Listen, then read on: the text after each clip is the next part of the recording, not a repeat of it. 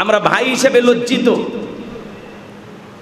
আমরা আমাদের বোনের নিরাপত্তা দিতে পারি নাই। আমাদের বোন নিষ্পাপ। একটা শিশু কন্যার উপরে যারা ধর্ষক হিসাবে ঝাঁপিয়ে পড়েছিল, এদের কোনো পরিচয় নাই। ধর্ষকেরা কখনো ভাই হতে পারে না, ধর্ষকেরা কখনো বাবা হতে পারে না, ধর্ষকেরা কখনো মানুষের পর্যায়ে পড়ে না। রাস্তার কুকুরও যেমন, এই ধর্ষকদের চরিত্র তেমন। কথা বলে ঠিক কিনা?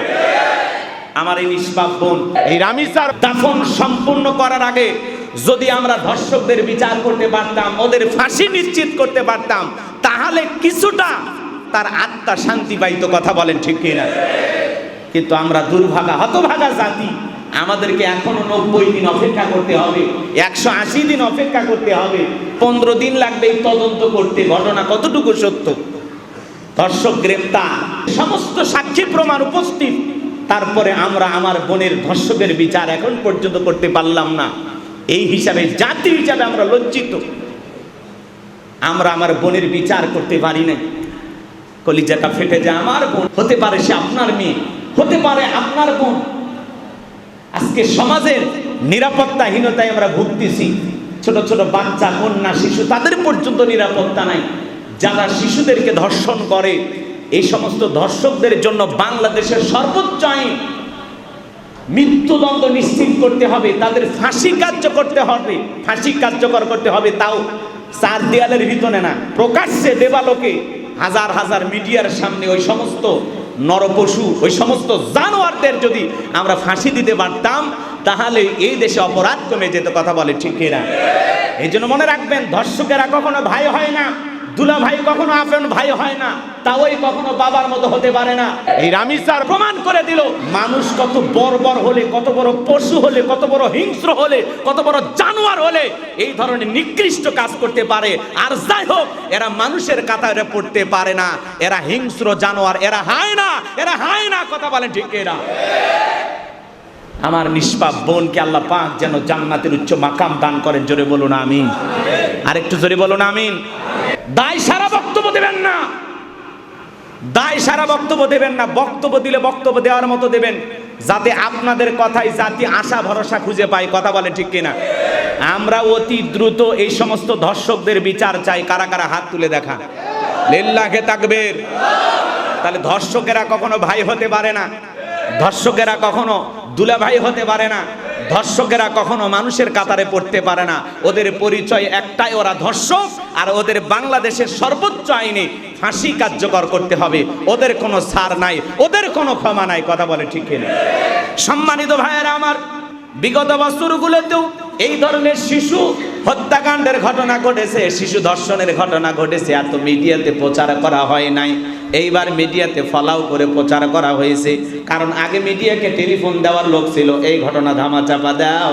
কিন্তু এই দেশে নতুন করে যখন স্বাধীনতা আমরা পেয়েছি, কোনো ঘটনায় ধামাচাপা পড়তেছে না, সব খবরে উঠে আসতেছে। এই জন্য সারা দেশের সমস্ত জায়গায় এই নিউজটা প্রচার হয়েছে। কিন্তু মনে রাখবেন, এই ঘটনাকে তালকে তিল বানিয়ে এক শ্রেণীর মানুষ আছে, ওরা বলতেছে আমরা আগে ভালো ছিলাম। যখন ঘোষণা বলতেছে, কয় আগে যখন এক শেখের বেটি ছিল, এই শেখের বেটির কারণে হাজারো শেখের বেটি নিরাপদে ছিল। মানে কি দলিল, দলিল দেখছেন? বলতেছে ওই একজন নারীর কারণে হাজারো মা বোন নিরাপদে ছিল। আর এখন দেখো কি অবস্থা। কিন্তু মনে রাখবেন, আগেও এরকম ধর্ষণের ঘটনা ঘটেছিল, কিন্তু প্রচার হইতো কম। কথা কি বুঝতেন? এখন তো মিডিয়ার মুখ খুলে দেওয়া আছে, তারা যা ইচ্ছা তাই প্রচার করতেছে। কথা কি বোঝেন নাই? এই জন্য এই কথাগুলো কানে নেওয়া যাবে না। একটা অপরাধ করেছে, অপরাধীদেরকে গ্রেফতার করা হয়েছে, শাস্তিও হবে আমরা আশা করি ইনশাআল্লাহ। একজন অপরাধীও ছাড় পাবে না। আমরা জীবিত থাকা অবস্থায় ছাড় পেতে দেব না। আমরা আছি তো ইনশাআল্লাহ, আমরা আছি তো ইনশাআল্লাহ। অপরাধীদের বিচার হবে। কিন্তু এটাকে তিলকে তাল বানিয়ে আন্দোলন করবে, শাহবাগে এসে লাফালাফি করবে, বিড়ি সিগারেট খায়া আন্দোলন করবে, ওই সমস্ত শাহবাগীদের কথায় আমাদের লাফালাফি করা যাবে না। এরাই তো সারায় যারা 2013 সালে এই শাহবাগে 2014 সালে একত্রিত হয়ে ওলামা ইকরামদের, এই দেশের শ্রেষ্ঠ সন্তানদের ফাঁসি চেয়েছিল। কথা বলে ঠিক কিনা? যে স্লোগান দিয়েছিল লাকি, তাকে 24 ঘন্টার মধ্যে গ্রেফতারের আলটিমেটাম দেওয়া হয়েছে। ইমরান এই সরকার, এদেরকে গ্রেফতারের জন্য আলটিমেটাম ঘোষণা করা হয়েছে। আমরা চাই যারা সেই সমস্ত এই দেশের ইসলামী আন্দোলনের কর্মীদের ফাঁসি চেয়েছিল, আল্লামা সাইদি হুজুরের ফাঁসি চেয়েছিল, ওই সমস্ত লাকি ইমরান এই সরকারদেরকে যেখানে যে গর্তে লুকিয়ে আছে খুঁজে খুঁজে বের করে এদেরও বিচার বাংলাদেশে করতে হবে। কথা বলে ঠিক না? শাহবাগীদের দেখলেই বোঝা যায় বিড়ি খায়, ঠোঁট কালো, কথা কয় না কেন? শরীরে ধাক দিয়ে গেলে শরীরের গন্ধ বের হয়। এখন শাহবাগীরা বলতেছে আমাদেরকে ট্যাগ দিবেন না, বিগত সরকারের ট্যাগ দিছিল, আপনারাও ট্যাগ দেবেন না। তোমরা যে এত সাধু আমরা তো বুঝি ভালো করে, কথা বলে ঠিক না?